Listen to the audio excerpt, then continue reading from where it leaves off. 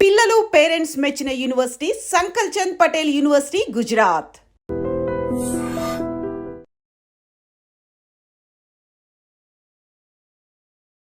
Welcome to iDream media.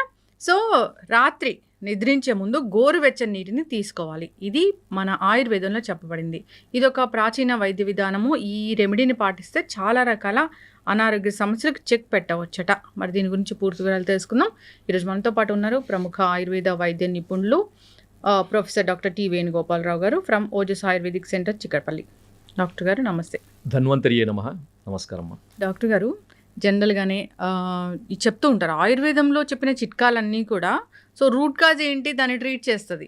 So దానివల్ల మిగతా వచ్చే కాంప్లికేషన్స్ అన్నీ కూడా తగ్గిస్తూ ఉంటుంది. అయితే రాత్రిపూట గోరువెచ్చని నీళ్ళు తీసుకోవాలని ఈ ఆయుర్వేద గ్రంథాల్లో చెప్పబడింది. ఇది ఒక ప్రాచీనమైన ఒక రెమెడీ. అసలు ఏంటి డాక్టర్ గారు? ఇప్పుడు మీరు అడిగిన ఈ విధానాన్ని ఆయుర్వేద పరిభాషలో లేకపోతే ఆయుర్వేద వైద్య విధానంలో నిషి ఉష్ణోదక పానం అని చెప్పారనమాట.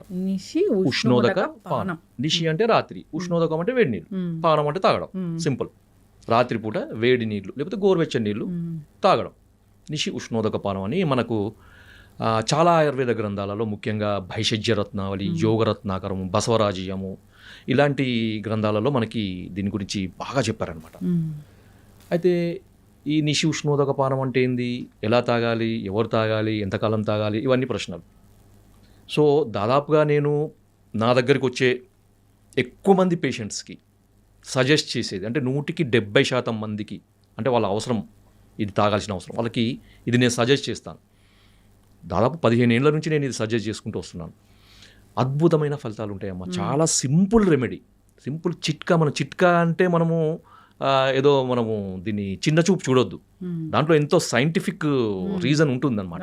నేను చెప్తాను దీన్ని ఎలా చేసుకోవాలి. నిషి ఉష్ణోదక పానం అంటే ముఖ్యంగా ముందు ఉష్ణోదకం అంటే వేడి నీళ్ళు, దాన్ని ఎలా తయారు చేయాలి, ఎట్లా చేసుకోవాలి అంటే మామూలు మన ప్రిపరేషన్ కూడా చాలా వేరుగా ఉంటుంది. ఏదో నీళ్లు గోరువెచ్చ చేసుకొని పొయ్యి మీద పెట్టి గిన్నెలో వేడి నీళ్ళు వేసుకొని తాగడం కాదు, దానికి ఒక పద్ధతి ఉంటుంది అన్నమాట.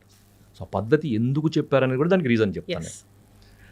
ముందుగా ఎలా చేసుకోవాలంటే మామూలుగా మనం తాగే నీళ్లు, చాలామందికి అపార్ట్మెంట్లు ఉన్న వాళ్ళకి RO నీళ్లు మాత్రమే దొరుకుతాయి. లేదు కొంతమందికి మున్సిపల్ ట్యాప్ నీళ్లు దొరుకుతాయి, కొంతమందికి బావి నీళ్లు దొరుకుతాయి, మినరల్ వాటర్ కూడా దొరుకుతాయి. కాకపోతే ఏంటంటే వీలైనంత వరకు మినరల్ వాటర్ అవాయిడ్ చేయండి, RO వాటర్ కూడా అవాయిడ్ చేయండి వీలైతే.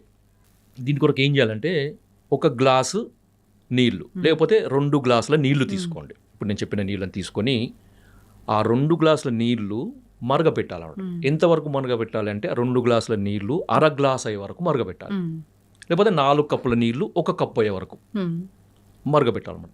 ఇప్పుడు తీసుకోవాల్సింది ట్యాప్ వాటర్. ట్యాప్ వాటర్ అయితే చాలా మంచిది, ఎందుకంటే ట్యాప్ వాటర్ మనకి కృష్ణా వాటర్ కానీ మంజీరా వాటర్ కానీ మనకి నదుల నీళ్ళే దాదాపుగా మనకి మున్సిపల్ వాటర్ తీసుకుంటే మంచిది అనమాట. బావి నీళ్ళైనా మంచిది. దీన్ని చతుర్భాగ అవశేష ఉష్ణోదకము అంటారు. అంటే ఒక భాగాన్ని 4 భాగాలు అయ్యే వరకు మరగబెట్టిన నీళ్ళు అనమాట. లేదు మాకు ఇంకా కొంచెం తొందరగా కావాలి, మాకు అంత టైం లేదంటే అర్ధ భాగ అవశేషం, అంటే 2 కప్పుల నీళ్లు 1 కప్పు అయ్యే వరకు, లేకపోతే 1 గ్లాసు నీళ్లు అర గ్లాస్ అయ్యే వరకు అర్ధ భాగ అవశేషం. ఇంకా కొంచెం స్ట్రాంగ్గా కావాలంటే 8వ వంతు, అంటే 2 కప్పుల నీళ్లు 1/2 కప్పు అయ్యే వరకు అలా కూడా తీసుకోవచ్చు. లేదు అంటే అర్ధ భాగం కానీ చతుర్భాగంగా అంటే 1/4 రెడ్యూస్ కానీ లేకపోతే హాఫ్ రెడ్యూస్ నీళ్లు కానీ మనం చేసుకోవచ్చు అనమాట.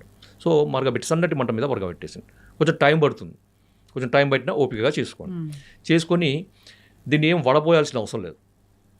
దాన్ని డైరెక్ట్గా మనము తాగగలిగేంత వేడిగా ఉన్నప్పుడు మీరు టీ లాగా తాగేసేయండి.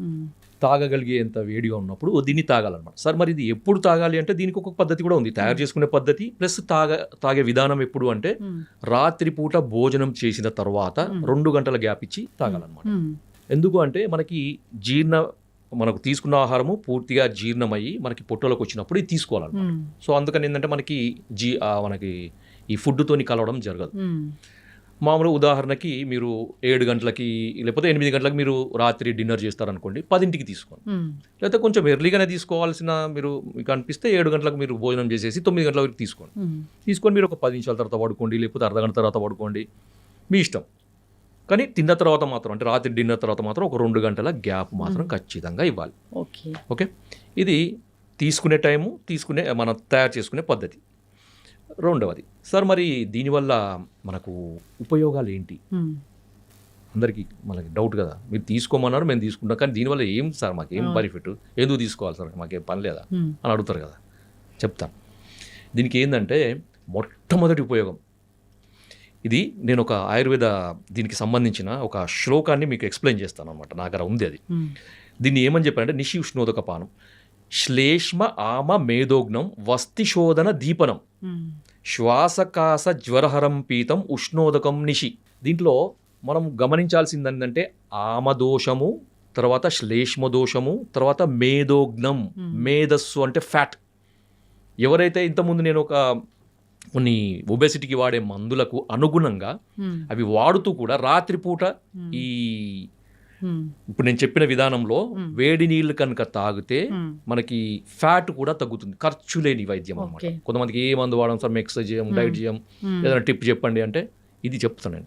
ఇంకొకటి ఏంటంటే శ్వాసకాస పీనసం, అంటే మనకి అలర్జిక్ రైనైటిస్, కొంతమంది లేవగానే తుమ్ములు, దగ్గు, ముక్కు కారడము, కళ్ళు ఎర్రబడి, తర్వాత అంత ఛాతీలో అంత శ్లేష్మ, వీళ్ళందరికీ కూడా ఉపయోగం అనమాట. రెగ్యులర్గా తాగండి. మీకు తీసుకునే మందులకు అడిషనల్గా ఇది కనుక మీరు చేస్తూ ఉంటే మీకు మందులు అద్భుతంగా పనిచేస్తాయి. మందులు ఎక్కువ కాలం వాడాల్సిన అవసరం లేకుండా తక్కువ కాలంలో వాటి రిజల్ట్స్ కనపడతాయి అనమాట. తర్వాత ఇంకొకటి కాన్స్టిపేషన్, ఉదయం లేవగానే చక్కగా మోషన్ అవుతుంది, ఫ్రీగా మోషన్ అవుతుంది. తర్వాత డే అంతా కూడా ఎనర్జెటిక్గా ఉంటారు అనమాట. ఎందుకంటే దీనికి ఆమదోషహరం అని చెప్పారు. ఆమం అంటే టాక్సిన్స్, అవి బయోటాక్సిన్స్, ఫుడ్ వల్ల వచ్చేవి, మెటబాలిక్ యాక్టివిటీలో వచ్చే టాక్సిన్స్, లేకపోతే రకరకాల టాక్సిన్స్ని మనమే ఆమదోషం కింద చెప్పు. ఆమదోషం అది పెద్ద టాపిక్ అది. సో ఆమదోషం ఉన్నప్పుడు శరీరంలో అంత బరువు, నీరసము, లేకపోతే ఎప్పుడు చిన్న పని చేసిన తొందరగా అలసిపోవడము, లెథర్జీగా ఉండడము, దేని మీద కాన్సన్ట్రేషన్ లేకపోవడము, కొంచెం పని చేసినా కూర్చోవాలనిపించడం, కూర్చున్న తర్వాత పడుకోవాలనిపించడం, పడుకున్న తర్వాత పూర్తిగా నిద్రలో జారుకోపోవాలనిపించడము, తర్వాత చిరాకు, చిన్నదానికి చిరాకు, ఏదైనా కొద్దిగా సౌండ్ విన్నా కానీ ఆయాసం లాగా రావడం, దడలాగా రావడం, కోపం రావడం, రెస్ట్లెస్నెస్, ఇవన్నీ ఉంటాయి అన్నమాట. ఇవన్నీ కూడా ఆమదోషానికి సంబంధించినవి. సో ఇవి తీసుకోవడం వల్ల ఏమంటే బాడీ డిటాక్స్ అవుతుంది, శరీరంలో ఉన్న మనకి టాక్సిన్స్ అన్నీ కూడా పోతాయి అన్నమాట. పోయి బ్లడ్ ప్యూరిఫై అవుతుంది, మన పేగులలో ఉండే మలం, చెత్త చెదారము, తర్వాత మలం, మన టాక్సిన్స్ అన్నీ కూడా బయటికి వెళ్ళిపోతాయి. వెళ్ళిపోయి మనకి రోజంతా హుషారుగా ఉండేటట్టు చూస్తుంది అన్నమాట. సింపుల్ రెమెడీ, చాలా సింపుల్ రెమెడీ. ఎంత మనకి దీనికి ఏమైనా ఖర్చు ఉందా? ఏం లేదు. నీళ్ళు తాగి పడుకోవడం, పాలు తాగే బదులు పాలు, కొంతమంది జ్యూస్లో తాగే అలవాటు ఉంటుంది, అవన్నీ మానేయండి. మీరు జస్ట్ ఒక నీళ్ళు తాగండి, వేడి నీళ్ళే తాగండి, ఖర్చు లేని పని తాగండి. మీరు ఇవన్నీ బెనిఫిట్స్ వస్తాయి. తర్వాత ఇంకొకటి ఏంటంటే కొంతమందికి స్కిన్ డ్రై అవుతుంది, ఇప్పుడు చలికాలం కదా, స్కిన్లో హైడ్రేషన్ కూడా అవుతుంది, చర్మం మొత్తం తేమగా ఉంటుంది, స్కిన్ కలర్ కూడా పెరుగుతుంది దీంతో. ఎందుకంటే టాక్సిన్స్ అన్ని పోతుంటాయి కదా, బ్లడ్ ప్యూరిఫై అవుతుంది కదా, స్కిన్ కూడా మంచిగా గ్లో పెరుగుతుంటుంది, మరి చూడగానే ఏదో హెల్తీగా కనపడుతుంది, ముఖం కూడా తేజస్సుగా కనపడుతుంది. సో ఇన్ని బెనిఫిట్స్ ఉన్నాయి. తర్వాత ఇంకొకటి ఏంటంటే ఇది కొంతమందికి ఈ హెచ్డిఎల్ లెవెల్, ఎల్డిఎల్ లెవెల్, మనకి లిపిడ్ ప్రొఫైల్ అంటారు కదా, లిపిడ్ ప్రొఫైల్లో హెచ్డిఎల్ లెవెల్ మనకి తక్కువ ఉండడం, ఎల్డిఎల్ లెవెల్ ఎక్కువ ఉండడము, టోటల్ కొలెస్ట్రాల్ ఎక్కువగా ఉండడం, వీళ్ళకి కూడా ఇది వాడుతుంటే, ఆ మందులకు అడిషనల్గా వాడుతుంటే కూడా మంచి బెనిఫిట్స్ ఉంటాయి. సరే, ఇవన్నీ చెప్పారు. మీరు ఇంట్రెస్ట్ ఉన్న వాళ్ళు ఈ పార్ట్ చూడండి, ఈ లాస్ట్ పార్ట్. ఇది కారణం చెప్తాను నేను ఎందుకు ఇది ఇంత అద్భుతంగా మీరు చెప్తున్నారు, దీని యొక్క ప్రాముఖ్యత ఏంటిది, అసలు దీని వెనకాల ఉన్న సైంటిఫిక్ రీజన్ ఏంటి. సింపుల్ అమ్మా, మనకి శరీరంలో స్రోతస్సులు అని ఉంటాయన్నమాట, నాడులు అని అంటారు.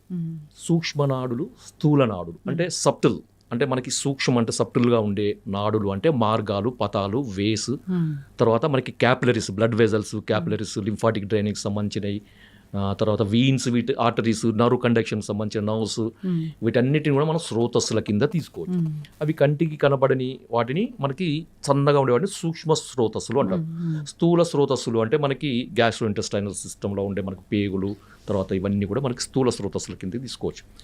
వీటన్నిటి కూడా మార్గాలు అన్నమాట. అంటే మనకి వాత, పిత్త, కఫాలు కానీ, ఆహారం కానీ, తర్వాత రసధాతు కానీ, ధాతులు కానీ, రక్తం కానీ, మలినాలు కానీ, ద్రవ పదార్థాలు కానీ, ఒక మనకి నర్వ్ కండక్షన్ కానీ ఒక దగ్గర నుంచి ఇంకో దగ్గరికి మూవ్ కావాలంటే ఈ స్రోతస్సులు క్లియర్గా ఉండాలి. ఓకే, ఎప్పుడైతే ఈ స్రోతస్సులలో లేదా ఈ మార్గాలలో, ఈ దారులలో అడ్డంకులు ఉంటాయో వాటిని స్రోతావరోధము అంటారు. ఈ స్రోతావరోధము తొలగిపోవడానికి అగ్నితత్వం కావాలి. అంటే ఒక ఫైర్ ఎనర్జీ అన్నమాట. ఒక ఫైర్ ఎనర్జీ ఉన్నప్పుడు ఏంటంటే ఆ స్రోతస్సులు అనేవి బ్రేక్ అవుతాయి, ఎందుకంటే వాటిలో ఉండే అడ్డంకులు అనేవి కరిగిపోతాయి అన్నమాట. సో మేధోధాతు ఫ్యాట్ వల్ల కానీ అది అడ్డంకి ఉండొచ్చు, శ్లేష్మధాతు వల్ల కానీ ఉండొచ్చు కదా. సో వీటి వల్ల వచ్చే శ్రోతావరోధం పోవడానికి అగ్ని యొక్క తత్వం అవసరం అనమాట. మనము అగ్ని యొక్క తత్వాన్ని నేరుగా మనం తీసుకోలేము. మనం మంటను లోపలికి తీసుకోగలుగుతాం, ఫైర్ లోపలికి మింగగలుగుతాం లేదు. సో దానికరకు ఏం చేస్తున్నామంటే ఈ అగ్నితత్వాన్ని జలానికి ఆపాదిస్తున్నాం. సో మనం వేడి చేయడం వల్ల ఏమవుతుందంటే ఈ అగ్నితత్వము ఆ నీటిలోకి పోయి మనం తీసుకున్నప్పుడు అగ్నితత్వం అనేది ఈ స్రోతస్సులని మనకి ఛానల్స్ ని ఓపెన్ చేస్తుంది అన్నమాట. సో అప్పుడు ఈ శ్రోతావరోధం తొలగిపోయి అవి ఛానల్స్కి అంత రక్త ప్రసారం బాగా జరుగుతుంది, నర్వ్ కండక్షన్ బాగా జరుగుతుంది, మనకి ఈ ఆహారం యొక్క జీర్ణ వ్యవస్థకు సంబంధించిన మూమెంట్స్ అవన్నీ కూడా నార్మల్గా ఉండి ఆరోగ్యం చేయకూడదు. ఇది దీంట్లో ఉండే సైంటిఫిక్ రీజన్ అన్నమాట. ఖచ్చితంగా డాక్టర్ గారు చాలా చక్కగా చెప్పారు. ఎన్నో ఏళ్ళ ఎక్స్పీరియన్స్ మీది ఈ ఆయుర్వేదంలో.